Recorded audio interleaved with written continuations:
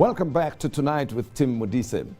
The Eskom inquiry that is run by a parliamentary ad hoc committee has uncovered damning information that links the Public Enterprises Minister Lynn Brown to interference in the running of Eskom and to President Jacob Zuma in the suspension of top executives at the state-owned entity. Links have also been made to the Gupta family and associates. The inquiry is being held to investigate the state of affairs at the biggest state-owned company. Billions of rands are required to get Eskom out of the morass. Eskom is central to the country's economy and is currently in trouble, and this will require additional funding from the taxpayers as well as the electricity consumers. But how did we get here? And why was Eskom allowed to be abused? Thabang Motsohi of Lenomo Strategic Advisory is my guest, and he's here to share thoughts with me. Mr. Motsohi, pleasure to have you with you. It's a pleasure, Tim. Thank you very much for inviting me. Yeah. So the inquiry is continuing. A lot of information is coming out of that inquiry. Some of it suspected, but now confirmed. And it's taken a lot of people by surprise that this kind of information is emerging. In a sense, it's placing Eskom at the center of state capture. Were you as shocked or taken aback as many people are with the revelations that are emerging from there?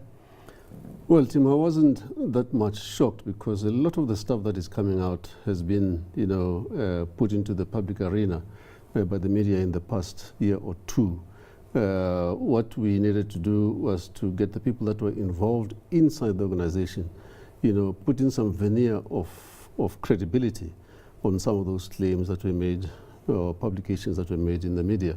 And we're beginning to see that. But for me, I think there's a bigger problem here. The problem is around the concept of accountability. That is lacking in all state enterprises, and particularly so in the biggest state enterprise and the most important because it's a catalyst for economic development.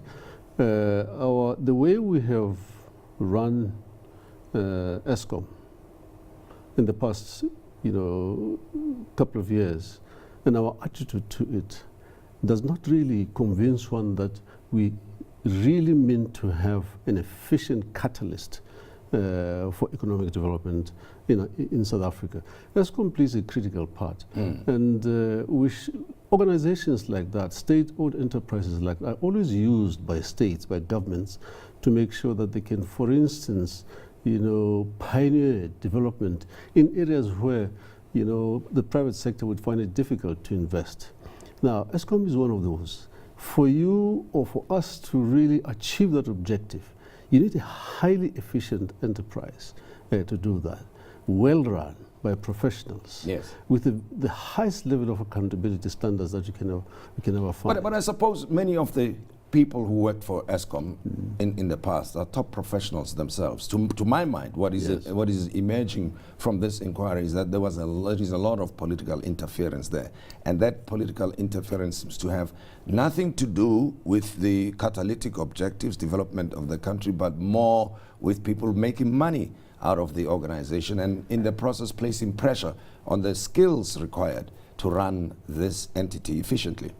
Absolutely. The problem is one of governance, and we've been missing it for a few decades now. In many state-owned enterprises, it always starts at the level of the board. The demarcation of roles between the shareholder and the board has always been problematic.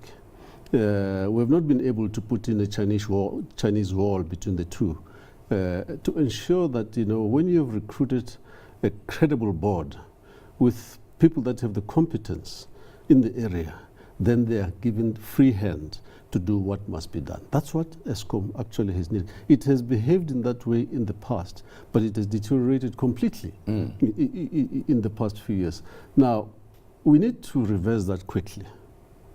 But I don't think that reversal can be achieved until we have an intervention to make sure that we nip what has been revealed in the bud by way of a judicial commission of inquiry. We have an excellent exercise now taking place in Parliament, the inquiry, we had a lot last night about what has been happening. But what we really want is a judicial commission of inquiry. But then, that is what the public protector said already last year, Yes. right? And it hasn't happened. So in a way, the initiative in Parliament is a good one, because it does bring to the fore the urgency of this judicial commission of inquiry that you're talking about. The only problem is that, all that this inquiry is achieving now is to raise our anxieties. Consequences are going to be very few coming out of that. You reckon? This is my belief, and some have happened. What you really need is something that reflects our attitude towards Eskom. Yes. We are lacking that from a policy level point of view. If our attitude is one that says this is a very critical organization in our development agenda profile, then we have to make sure that we clean it up.